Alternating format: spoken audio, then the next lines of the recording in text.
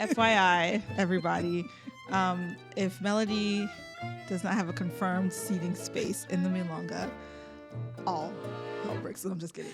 As a guy, sitting down to pee is like the greatest thing ever. We're just diving right in here. So if somebody new, I know Jon is going to go find out where they're from. I know he will. He'll go talk to them. He'll find out all the details. He's going to know where they work. Yep. He's like...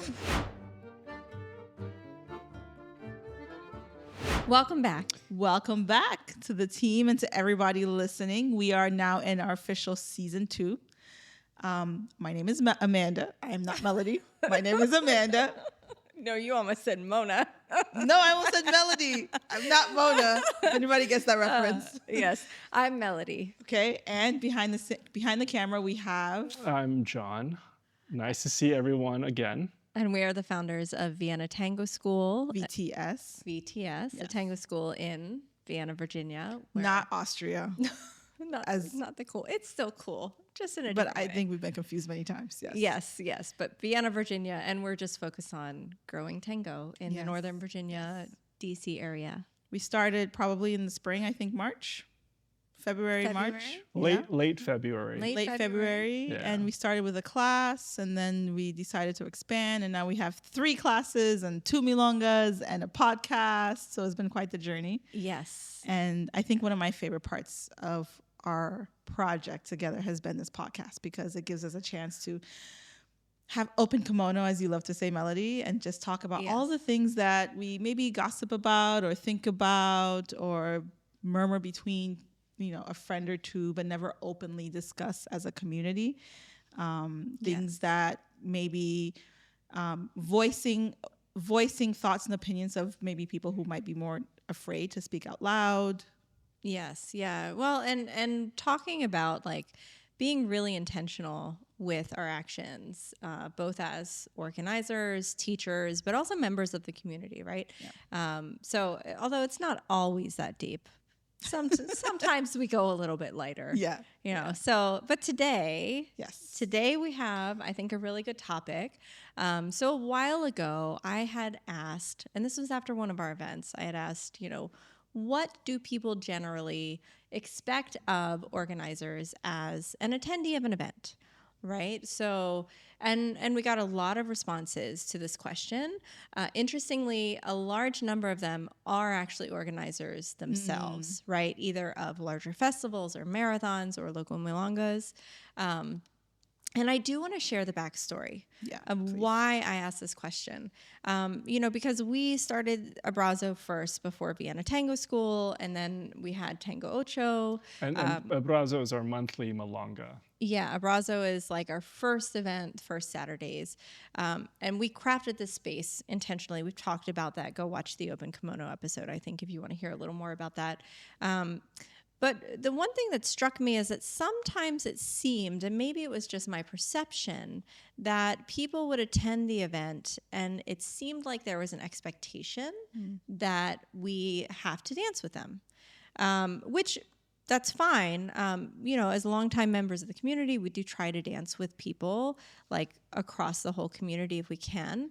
But the one unique thing about being the organizer of the event is that you're too busy often to dance.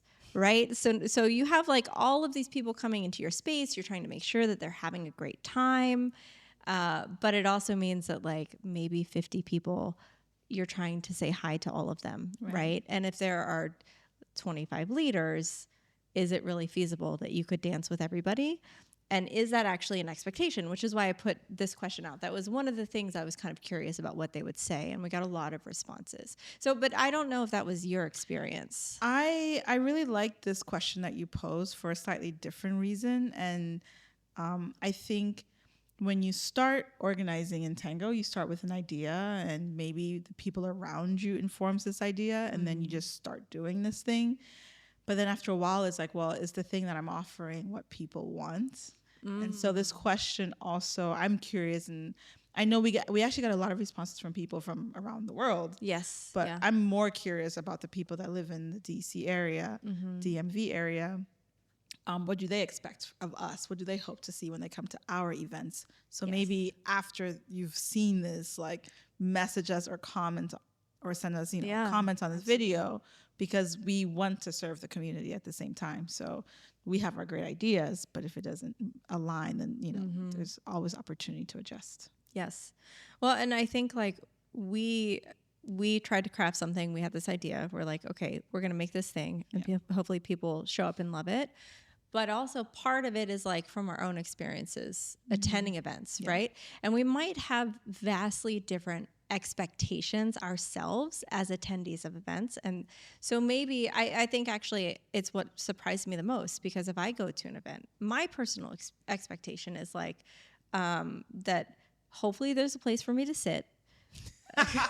FYI, everybody, if Melody does not have a confirmed seating space in the Milonga, all hell breaks loose. I'm just kidding. No, I get anxious. I do. You definitely get anxious about. I like a home base. I like to have a place. I don't like to not know I'm going to have to sit, because we're wearing heels for like 3 to 4 hours, and like I know that there are some countries where the seating is limited and only the ladies sit because they're wearing heels all night. But here in the United States, that's not really the culture. So if there are limited seats, it is going to be mixed with men and women sitting. And like, I'm tired.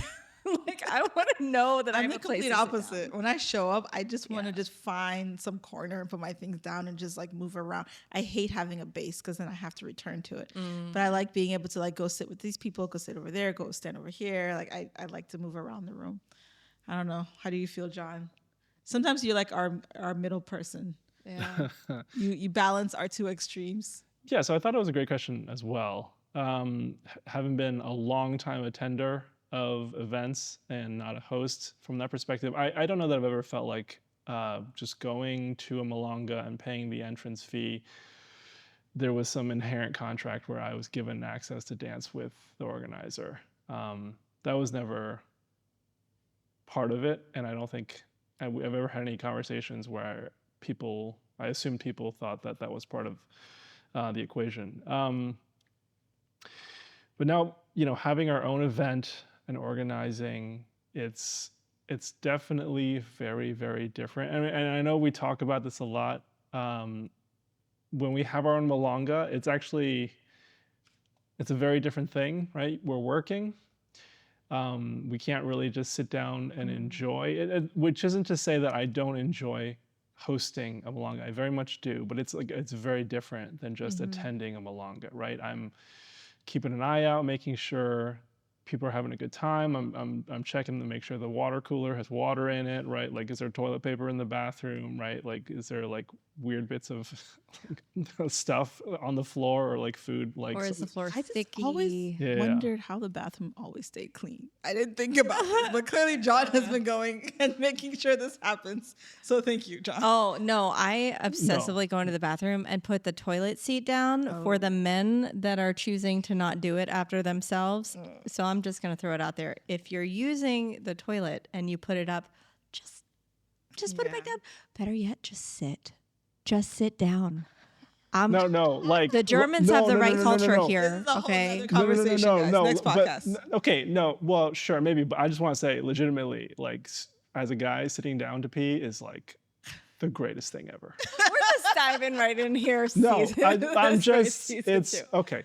And I don't mind. Anyway, I think for me the biggest thing with the toilet, which is one quick thing, is now I have to go touch this toilet seat. Yes, that's the thing. It's like I don't mind. Sure, like I'll leave it up for the guy if I know there's a guy after me, but I don't. I'm touching it from my usage. I don't want to have to touch it from someone else's usage. Yes. Anyways, so, but maybe before, I know there's a lot of responses that we were going to read through, but what are our expectations now, today, when we go to the Milonga? Okay, so I think I agree with John. This is why I was so surprised to feel this feeling like, oh, I have to dance with people because they're coming. I have never once ever had that expectation. If anything, I felt like often the organizers were my teachers, right? And I don't hold expectations of my teachers, even if they're working. It's not like they're a taxi dancer. It's not like I've paid them personally for this time. I paid for access to the space to be able to dance with my friends, right? So I appreciate when the space has been thoughtfully constructed so that if I am attending and I'm by myself, that it like is more conducive to people actually talking and like more community focused. I think it's really clear when you just have tables lining the floor, it's not community focused. It's about dance, dance, dance, dance, dance, and go.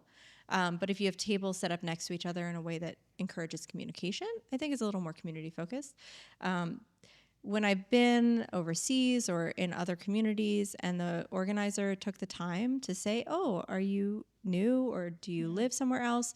That I greatly appreciate, especially because then they might introduce me to other people and not make me have, especially if you're like a follow traveling alone or a leader, but I think it's a little harder for a follow to get a dance. If nobody's seen you dance, they're not going to ask you to dance and you can just sit there all night, right?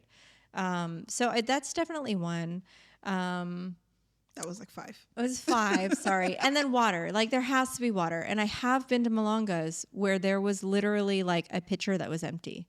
And it's like especially after Milonga, like we're sweating up a storm. Like we need some water. So I greatly appreciate if there's like water, maybe some snacks. That one I don't care as much about. But like water, a good place to sit. And if they will encourage people to meet each other. What about you? I don't think I have expectations of the organizer, but I do have things that I've seen other organizers do that I really like. So it's more of things like certain behaviors that I appreciate and that I try to emulate. But I actually have maybe I actually do and I don't think about it right now. But for instance, several things come to mind, such as not just saying hi to people, but helping to introduce people to just connect and talk. So if you just came in and I find out that maybe you're from this place or you do this thing, I'm like, oh, maybe I'll introduce you to this person. You guys might have something in common to talk about. Of course, there's some assumptions that sort of goes into that, but trying to like mingle people and play a little bit of matchmaker, I've enjoyed seeing that. It's definitely not something I would expect an organizer to do, but it's nice. I enjoy seeing the organizer sit and talking with people in the Milonga, just because it just reinforces the idea that they're like they're role modeling this social aspect that we sometimes forget when we come to just dance, as I used to. It was a very short list. That's it? I mean, honestly, anything else, I think it's good so when multiple people are complaining, let's say they're saying the floor is sticky, I appreciate when the organizer attempts to rectify the situation. But outside of that, it's like, I chose to come into this space, so I gotta just, it's one thing if you've never been in the space before, but I'm thinking more about local Milonga, so I know which spaces I like and which I what to like expect. Less. Yeah. Right. So I just go towards the ones that I already like. I wouldn't expect an organizer to create a space for me necessarily, which is weird because that's not how I feel as an organizer. Interesting. Yeah. I'm weird. So then I'm curious. So now that we are all organizers, I know, Amanda, you've been organizing and bringing couples for much longer than we have. That after that transition to an organizer, does that change your perspective on the kind of organizer you want to be? Oh, I know. I like the standards that I set for myself are like up here. Yeah. I just don't place that expectations on other people. I think because my standards are so high for myself that I'm like, there's no way I can expect someone to do all of the things that I hope we're going to get into in a little bit. So then maybe that's a better question. What are the standards that you have for yourself? Yeah, I mean, so it's the matchmaking. It's the, like you said, Jon, before, watching the floor, who's been sitting for too long, and then thankfully, because I can lead and follow, going up to that person, inviting them to dance. And I also, it's not like out of obligation. I truly care about that person having a good time. And if I can get them on the dance floor and they can be seen, and maybe then more people will see them and dance with them as well. I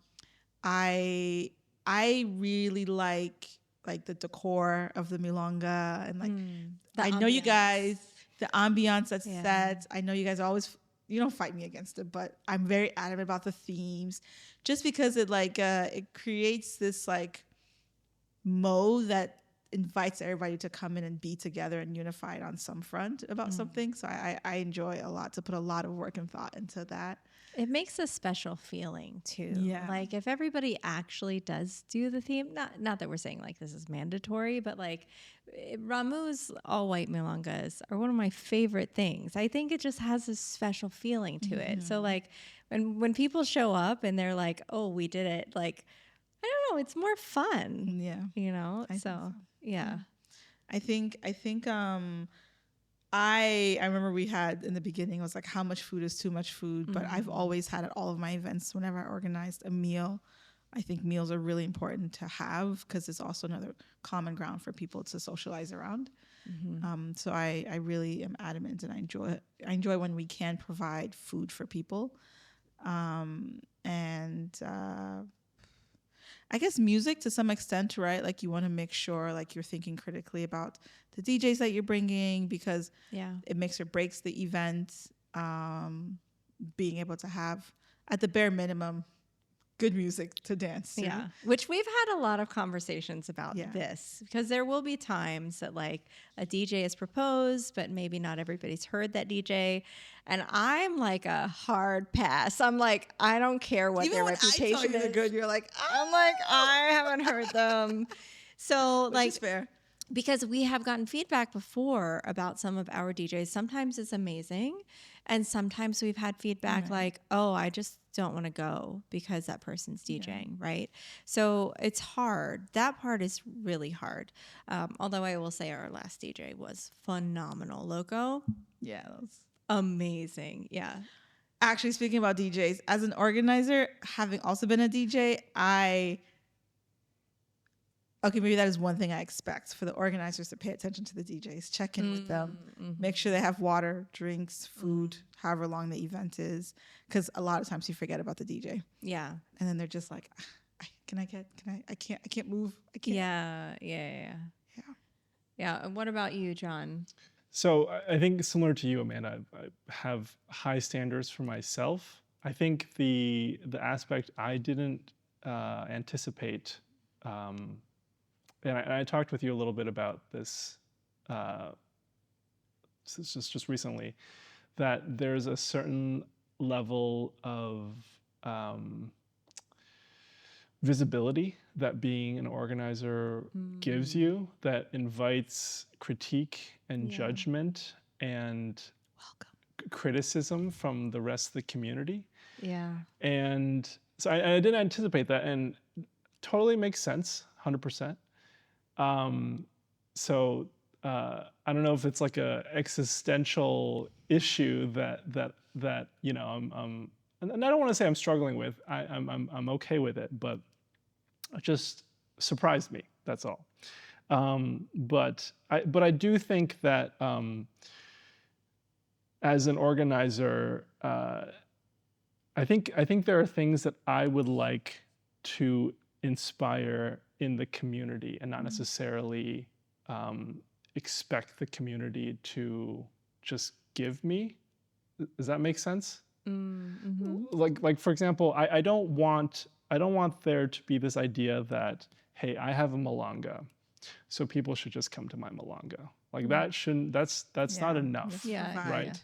Yeah. So I truly want people to be coming out because they feel like there's something here that we offer that is special and worth the time and money, which is, you know, very finite resources for everyone, and very very thankful that they choose anybody that comes out to spend their time and spend their money with us. I think it's amazing, and so I want to be able to you know, give that 110% or whatever to make sure that that's what they feel, and I definitely feel like that's that effort that you put in, people feel, and it's like a very difficult quantity. It's very difficult to quantify, but when you feel it, you know, and it's a special thing. So that's that's kind of what I try to aim for. Interesting. 100%. Okay. I approach this from a very different angle. Very, very different. So, okay, I think it's my having developed essentially service products, okay, in the past. At first I was like, okay, we just have to make this space where they want to come here. We make this beautiful space. And for me, like, it was because I felt that like, oh, Eastern Market no longer exists.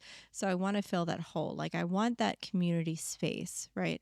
So I want to make sure their experience is good, but I think that the experience can be good without it relying on the personal input of the people that have created the space. For me, and this is solely because of my background, I think boundaries are really important. Like with my studio, clients do not get access to me unless they've paid for a session. They can't call me on the phone and be like, well, and my clients invest a lot of money to shoot with me or with my associates in the studio, but they can't call me up and be like, well, hey, Melody, but I need to talk to you at 7:00 at night, right? And I feel the same with setting boundaries with the Milonga.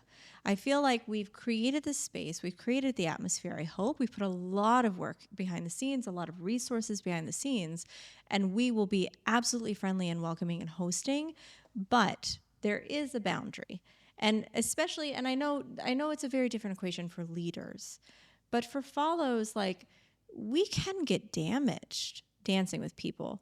And if someone shows up that's been dancing for 15 years but has really bad habits that might lead to a hurt back, or might lead us to not be able to dance, or like, how many cracked toenails have you had in the years you've been dancing? Like, no. Add on the fact that I'm usually the one sitting at the front desk for more of the night than anybody else, right? So I will greet you and say hi, and I'll try to find out where you're from if you're not local. But if you're local, then I feel like, okay, you paid $15, you have access to the space, we have snacks. I hope the music is amazing for you and you have a great time, but that is the extent of it.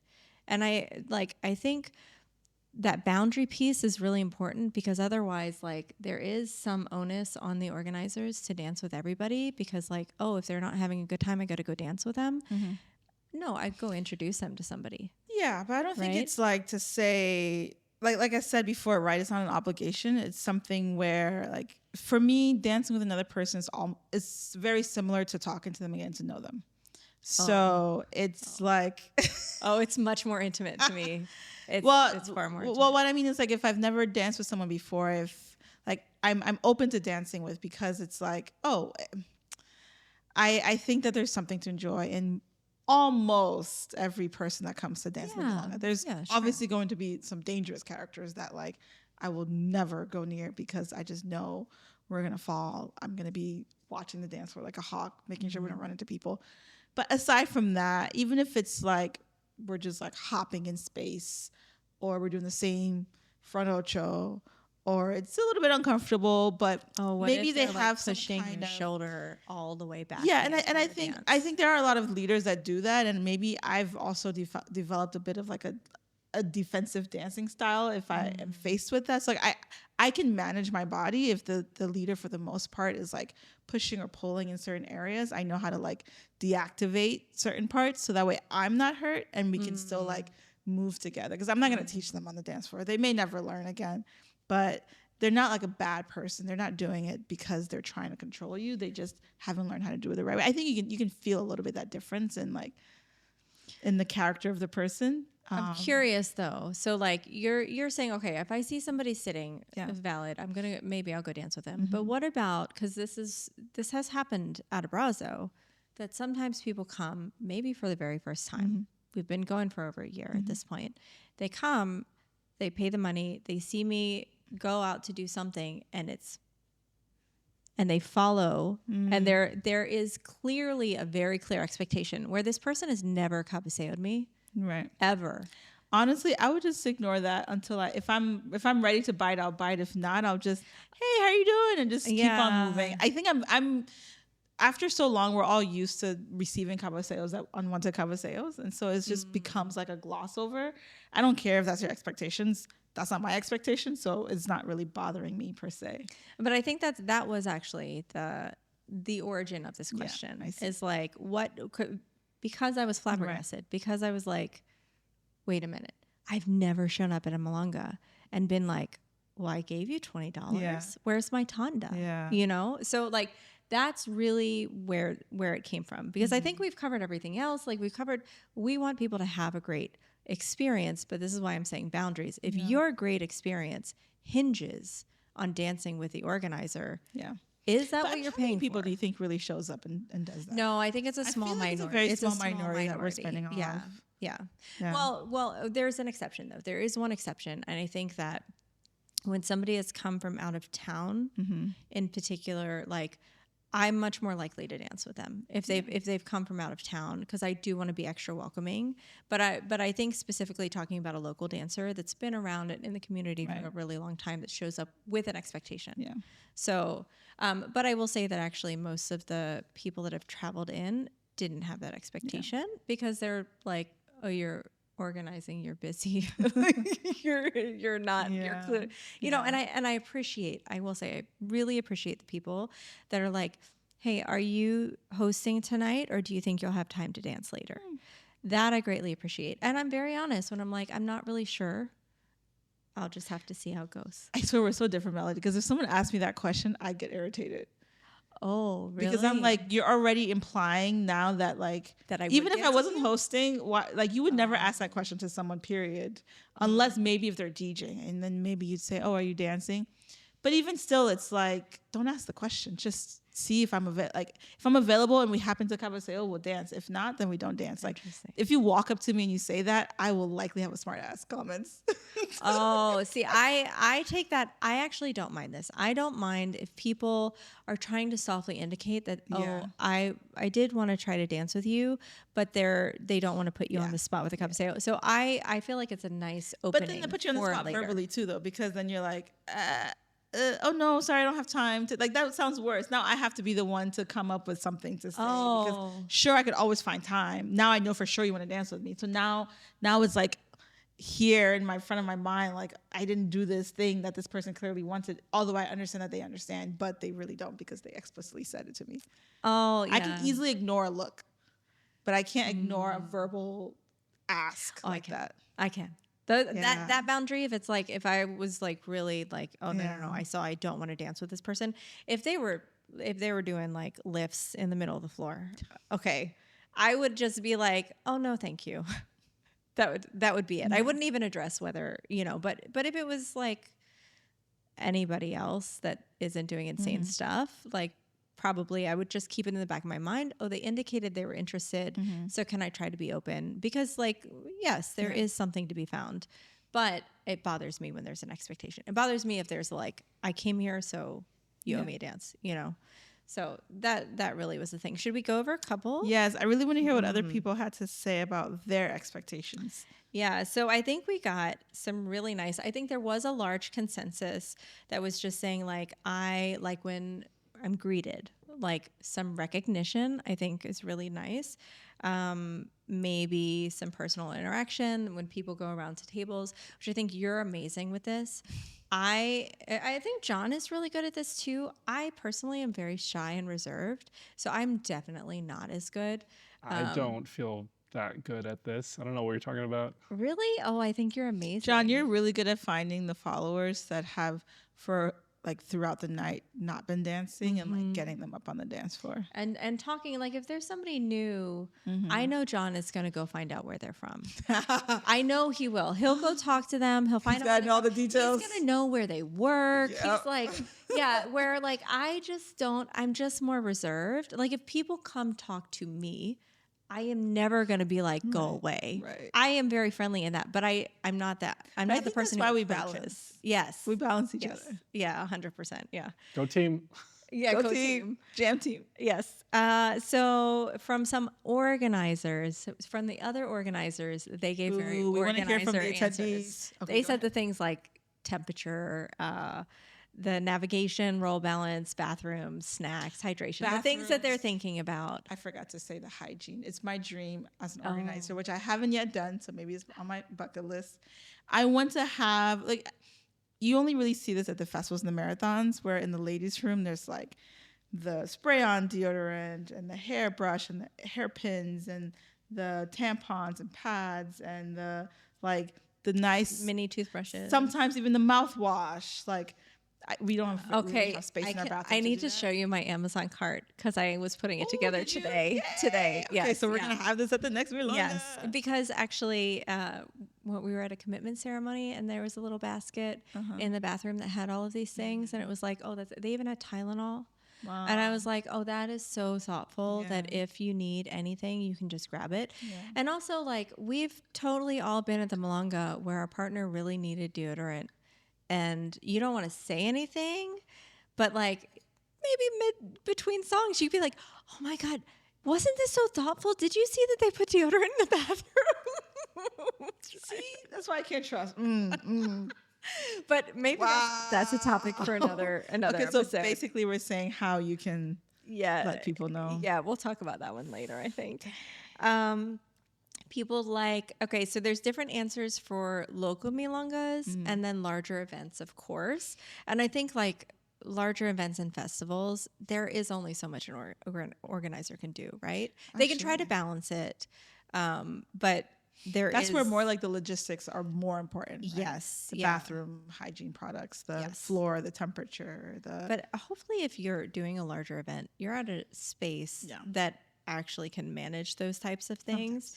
I do remember I was at a marathon where the AC HVAC hadn't been turned on in the building, and it was supposed to be, and they literally brought in like industrial size dehumidifiers and were carrying out buckets of water every hour. It is the sweatiest and wettest Milonga I've ever been to. They fixed it by the next day, but for sure those organizers were like, oh crap. Right. Let's see. Introducing people to each other. Yeah. That piece is a big one.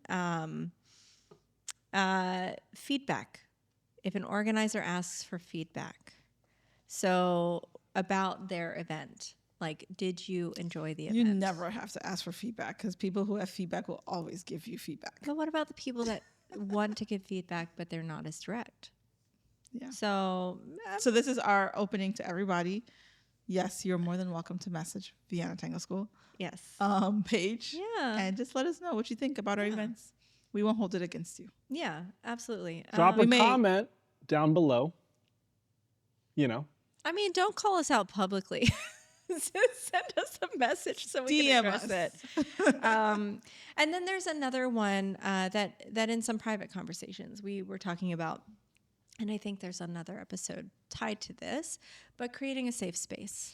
So having a safe dance policy, like what does that look like? Having set expectations, which we do have a safe dance policy on our website. We have set expectations. We do have who some. Reads that on the website? It's there. And like saying, so for example, we've never had this at a Brazo, thankfully, but we have all been at that Milonga where you see that creepy guy spots the brand new dancer and goes and corners her. It's always her, and then is being inappropriate, right? So like being the organizer that will approach and say, hey, no, this is not okay. We need to have a whole nother conversation on like conflict resolution and how much onus or responsibility is it on the organizer to mediate and sets firm boundaries and to actually like action out whatever our policy says if you go against it, to actually like say you're not welcome. Right. Yeah. I think we need a whole nother conversation on that. I think that's there's two different camps on that. And it's a hot button issue right now, especially in DC. So that is a future episode for sure. Well, definitely for sure, because we're getting the wrap it up sign. Yeah, wrap it up is on the screen. So I guess anything else, any last minute things we wanted to throw in there.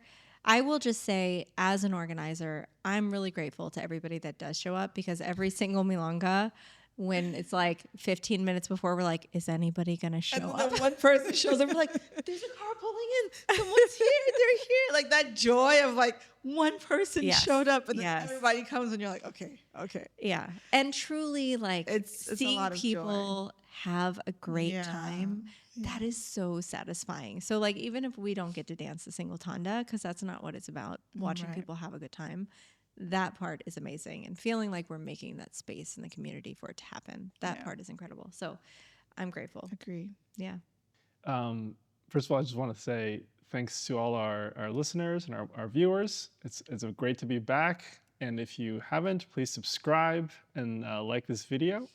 And just for the people who are going to be in the DC area, in the first weekend of December, we're bringing Julio and Silvina from Italy to have workshops here. It's going to be a great time. The details will be on our website at viennatango.com. Just click on the workshop button at the top. I'll link it in the description below, and we'll see you guys on the next episode. This is why he produces. Thank you, Jon. That sounded very legit. Thanks for tuning in to Staying Grounded. If you liked this episode, please subscribe and give us a like. We would love to hear from you in the comments, and we'll see you next time.